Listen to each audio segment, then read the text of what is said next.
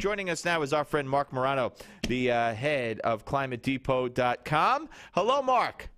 Hey, Steve. How you doing? How are you? Good to see you. Good to talk to you. So here we go again. Al Gore's reared his ugly head once again, and this comes on the heels of a very chilly spring across the country. We have snow in some areas from Minnesota to Colorado, and Russian scientists are now saying that the Earth may be headed for a period of global cooling, and it could last from 200 to 250 years.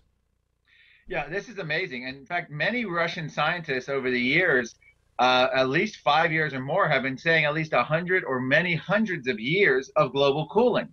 And we actually have American scientists, a geologist, Dr. Donald Easterbrook is another one who's come out recently and predicting at least 100 years of cooling, based on a bunch of different factors. And you have other people like meteorologist Joe Bastardi basing it on ocean cycles. Other people are basing it on solar cycles and solar system even factors. But the bottom line is what we're finding is that not only are the ardent global warming believers, and I'm talking about the media figures and even some of the scientific activists, they're acknowledging CO2 isn't what they thought it once was in terms of heating the atmosphere. It's hundreds of factors. So we have people retreating on global warming, reflecting the fact it's been 15 to 20 years with no increase in global warming temperatures, and we now have predictions of global cooling. So it has become a sea change, if you will, in the whole global warming movement. And that's why they're talking about global weirding. They want to talk about storms and droughts. They don't want to talk about temperatures anymore. No, absolutely. And, you know, there was one striking comment from Al Roker. By the way, Joe Bastardi, the chief forecaster for Weather Bell, says that the cooling is already here.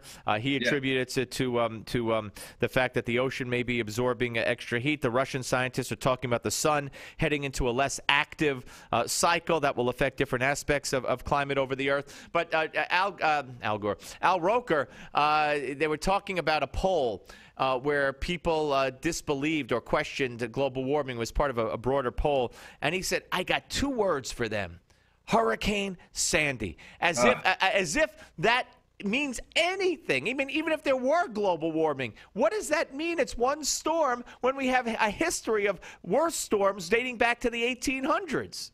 Yeah, I mean, Al Roker literally could not have embarrassed himself more. Here's the bottom line. If you want to use hurricanes as your metric to talk about global warming, we are in a hurricane drought. We're going on almost 8 years without a major Category 3 or larger landfall. It wasn't even a hurricane when it did the damage that it did. No, it wasn't. And you're right. When 1930s and 40s had much bigger hurricanes, the 19th century had bigger hurricanes. The idea that it was unprecedented, unusual, it is absolutely none of the above. What's amazing is we went that long without a hurricane like that hitting. Not that a hurricane like that eventually hit, but we have a historic 30, 40-year historic lows in tropical cyclone activity. As I mentioned, it's been at least the longest since 1900. It's the longest period we've had without a major hurricane hitting. So we're in a hurricane drought. For someone to mention it, well, it's about as much sense as mentioning droughts, by the way. You have global warming, like Al Gore mentioned, oh, the drought last year is proof of global warming. Really? Global warming droughts have been on decline for 60 years in the United States, and globally there's no trend for the same amount of time. Floods show no trend for 127 years. Tornadoes, big tornadoes, F3 or larger, are in dramatic declines in the 1950s. If you want to talk about global weirding, you've lost the debate, because there is no global weirding. The weather is not unusual. This is akin now to medieval witchcraft. We never had weather like that till that witch moved in next. We're supposed to have advanced beyond the witch trials, except now they blame our SUVs. I'll tell you, you are a denier, Marc Morano. I want you to hear real quick, cut 26. This is Al Gore thinking we need this explained to us, though, in his Bloomberg interview. Listen to cut 26. Al, I know you've been talking a great deal about our democracy. What's happened to it? Well, it's been hacked.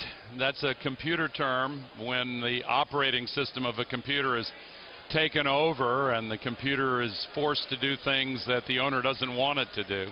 That's what's been happening to American democracy. Thank you, Professor Al. We only got 10 seconds. Your reaction to that? He's so condescending. It's insulting. And when you bring it to that, I'll tell you who hacked democracy was Nancy Pelosi, both on the health care bill and in the cap and trade. We got to end it there, though. Marc Morano, check him out at ClimateDepot.com. Thank you, sir.